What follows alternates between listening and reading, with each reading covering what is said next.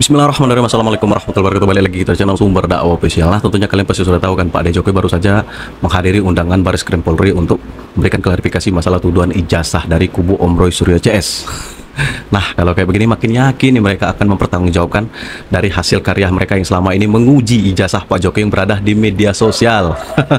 Dan yang lebih lucunya lagi, yang lebih menariknya lagi, ternyata ijazah Pak Jokowi itu tidak bisa diuji secara digital. Lebih tepatnya hanya bisa diuji secara analog, secara manual. Dan yang tak kalah lucunya lagi, mereka sekarang malah berbelot mempermasalahkan masalah skripsinya Pak De Jokowi. Allahu Akbar, pasien Pak Purnomo.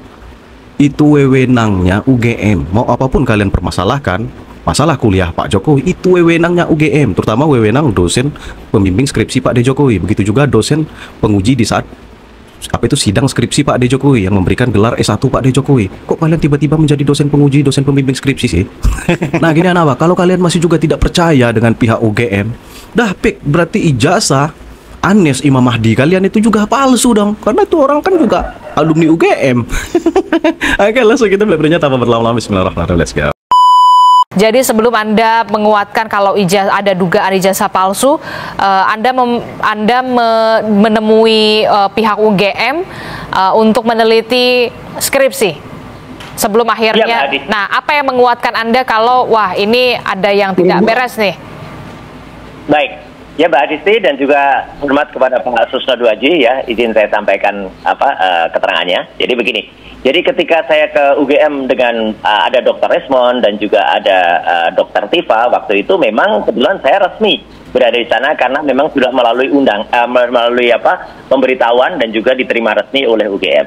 Jadi dengan adanya skripsi yang sudah saya periksa, dan skripsi itu adalah merupakan awal materi kalau seseorang itu bisa kemudian diterbitkan ijazahnya, bisa saya pastikan bahwa skripsi itu 99,9% itu adalah palsu atau skripsinya tidak bermutu atau tidak berkualitas untuk bisa terbit satu ijazah. Kenapa? Karena lembar pengesahannya tidak ditandatangani oleh orang yang bersangkutan, ya tanda tangannya kemudian. Benar sih kalau pihak UGM mencabut gelar sarjana beliau ini. Kalau menurut saya ini sudah pelecehan terhadap dosen pembimbing skripsi beliau, begitu juga dosen penguji di saat sidang skripsi Pak De Jokowi. Parah sih ini orang. Dan sangat meragukan, nama penanda tangan juga salah, nama dosen pembimbing yang dulu disebut dan hari-hari ini baru terkuak ya, itu kalau tidak ada nama Pak Kasmujo, padahal Pak Kasmujo itu sejak tahun 2017 tuh disebut sebagai dospemnya atau dosen pembimbingnya, mau dosen pembimbing skripsi, mau dosen pembimbing akademik, yang jelas itu skenario itu gagal total ya, karena dosen pembimbing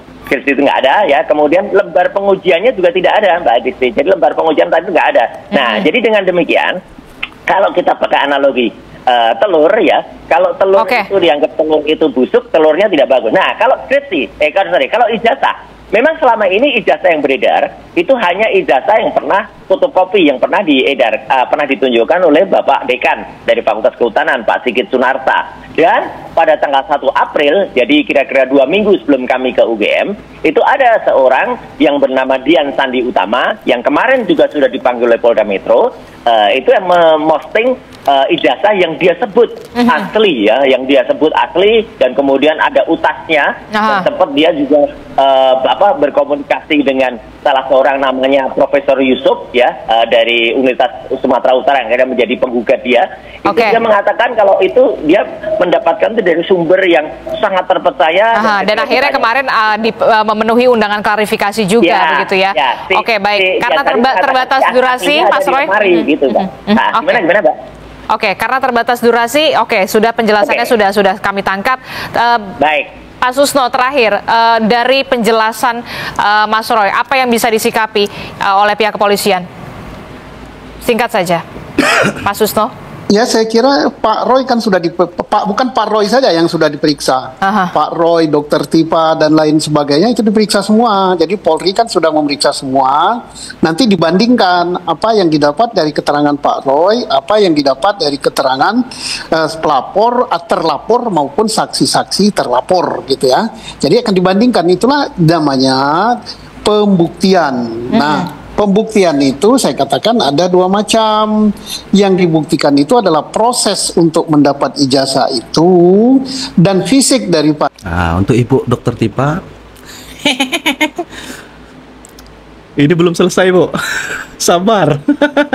Ada ijazah itu. Nah, prosesnya tadi saya tidak berhak untuk menilai apakah misalnya nilai mata pelajaran Jokowi memenuhi syarat apa tidak untuk lulus. Itu hanya UGM lah yang tahu itu. Termasuk juga nilai skripsi Pak Jokowi itu memenuhi standar untuk lulus sebagai sarjana apa tidak, itu UGM lah yang punya standar tentang hal itu.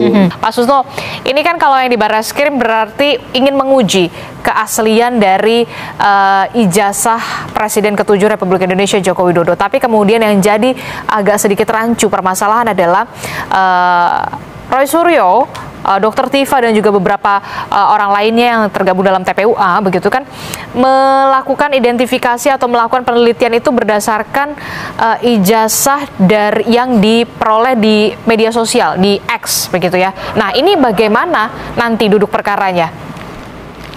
Ya, sangat berbeda, bukan menjadi objek ya. Yang menjadi objek itu bukan yang ditayangkan di media sosial, bukan hasil fotokopi, bukan hasil selebaran, tapi yang dipegang oleh Pak Jokowi. Ya, itulah ijazah yang dipersoalkan. Nah, kalau yang di media sosial itu bisa saja ya, tanda petik saya katakan, bisa saja fotonya sudah diganti, bisa saja tulisannya diganti, bisa saja capnya diganti, bisa saja kertasnya tidak sama. Bukan keluaran UGM kan, namanya aja di media sosial. Yang dikeluarkan oleh UGM adalah yang diberikan kepada yang berhak. Dalam hal ini Pak Jokowi, kalau dia betul-betul kuliah di UGM dan betul-betul tamat dari Fakultas Kehutanan UGM pada tahun 1985. Nah, itu yang berhak memegangnya itu ya si Pak Jokowi gitu. Oke, jadi sebenarnya untuk penelitiannya tidak perlu digital forensik dong berarti, karena ini kan analog. Bukan, itu kan analog. Digital apanya? Itu kan analog. Pembandingnya adalah pembanding ijazah yang sama. Analog ini. Kan bukan digital. Jadi forensiknya analog gitu. Oke. Saya masuk tahun 80, kemudian saya tamat masuk ke Fakultas Peternakan Universitas Nusa Cendana di Kupang. 88. Fakultas Peternakan Universitas Nusa Cendana. Kalau Jokowi kan dia kan sudah bilang bahwa dia masuk di Fakultas Kehutanan UGM. 80 juga toh? 80 juga. Nah, saya waktu itu makanya saya bisa bilang bahwa dia DO, Pak. Dia DO. Yang menurut saya dia DO. Pak Purnomo, ini pasiennya kok bisa lepas satu lagi, Pak Purnomo? Kemudian kita mulai kuliah bareng sama Pak Jokowi. Bedanya saya dengan Pak Jokowi itu kalau di masa kuliah itu ya.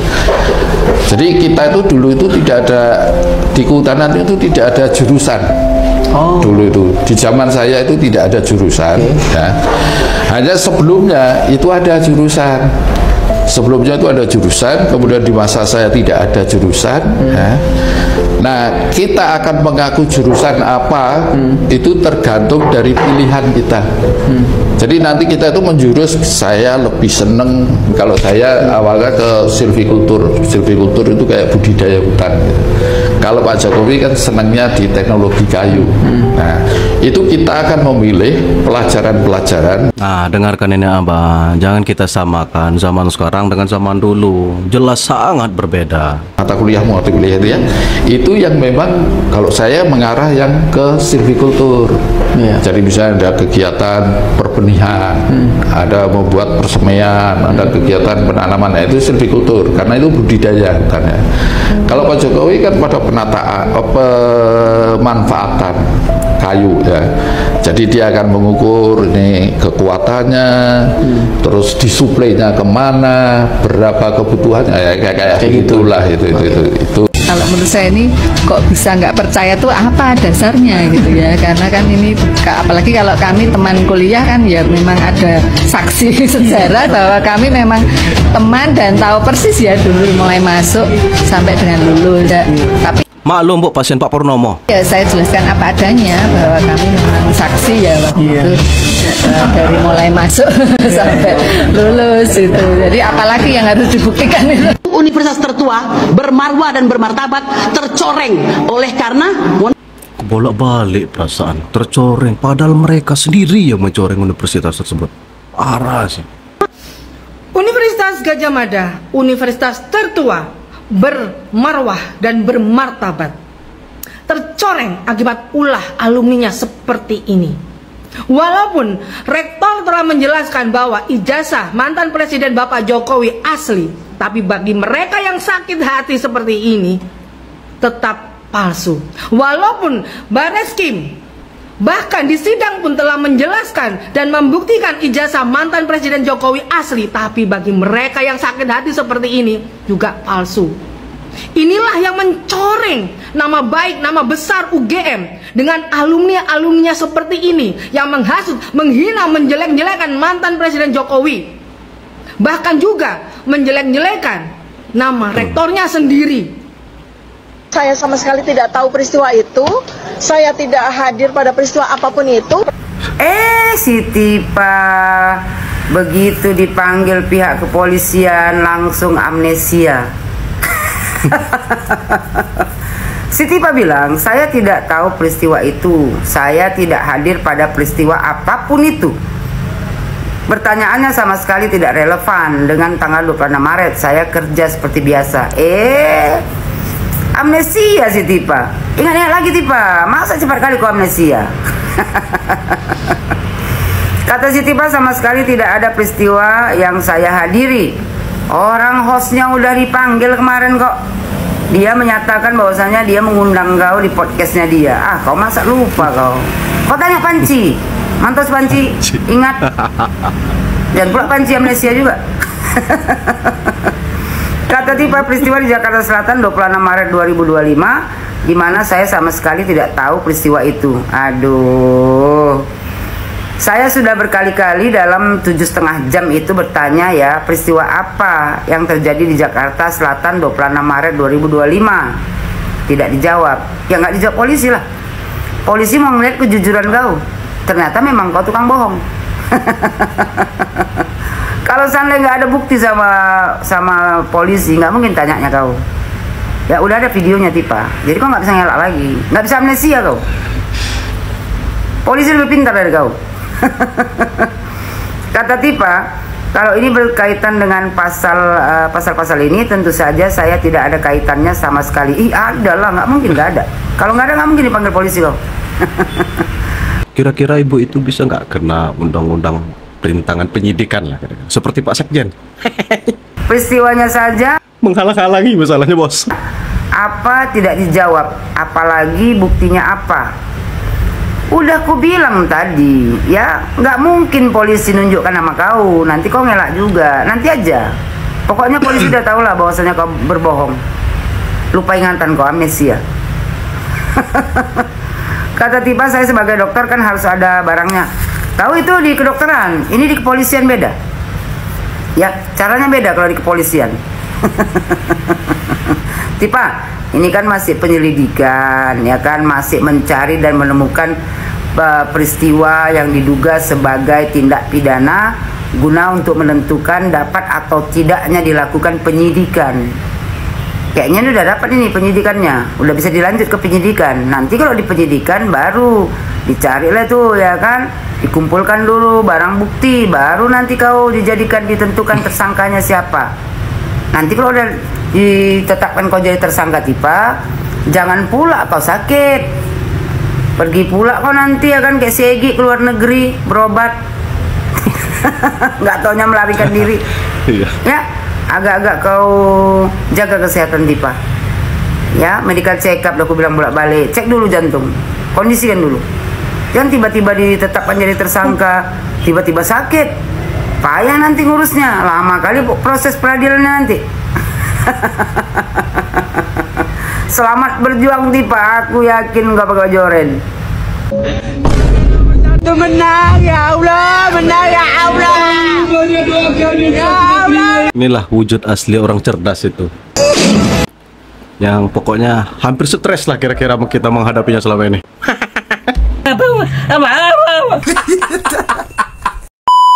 Saya mengenal sosok Bapak Joko Widodo sudah lebih dari 20 tahun. Beliau adalah pribadi yang bersahaja, pekerja keras, dan berani bersikap. Saya berpikir bahwa karakteristik seperti ini yang memang dibutuhkan untuk memimpin Indonesia pada dekade yang baru saja berlalu.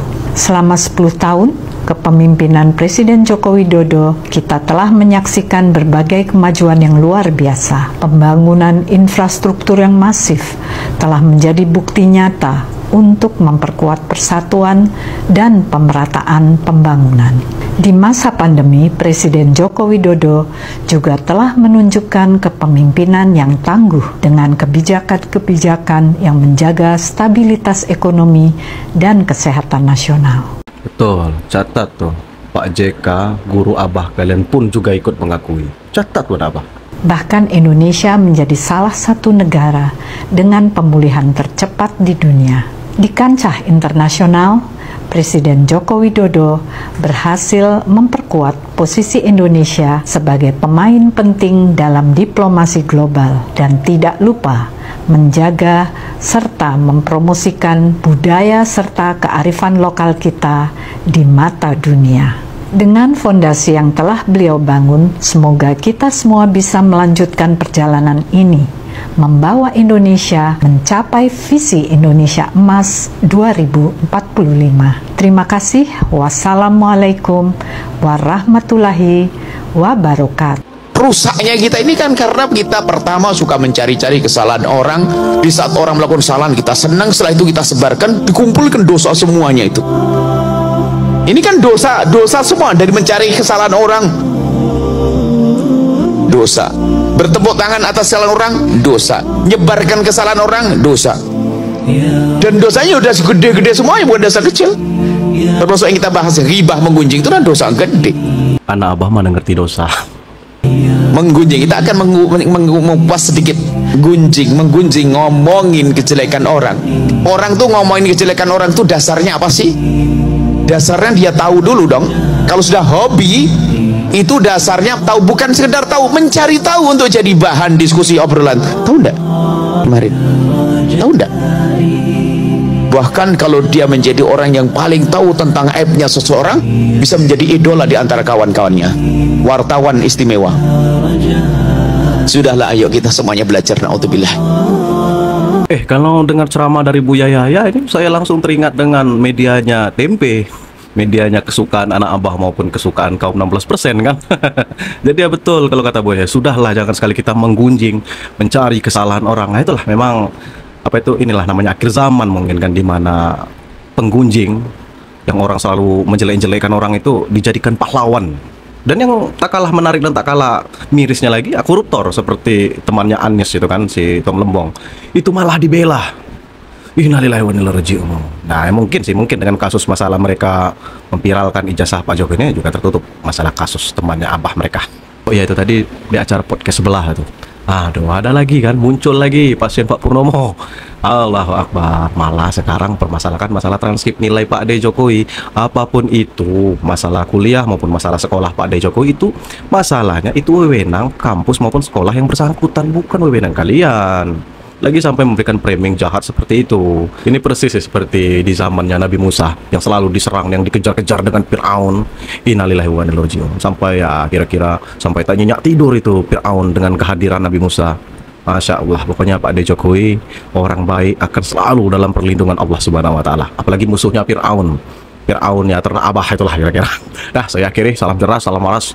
NKRI harga mati wabarakatuh. Assalamualaikum warahmatullahi wabarakatuh.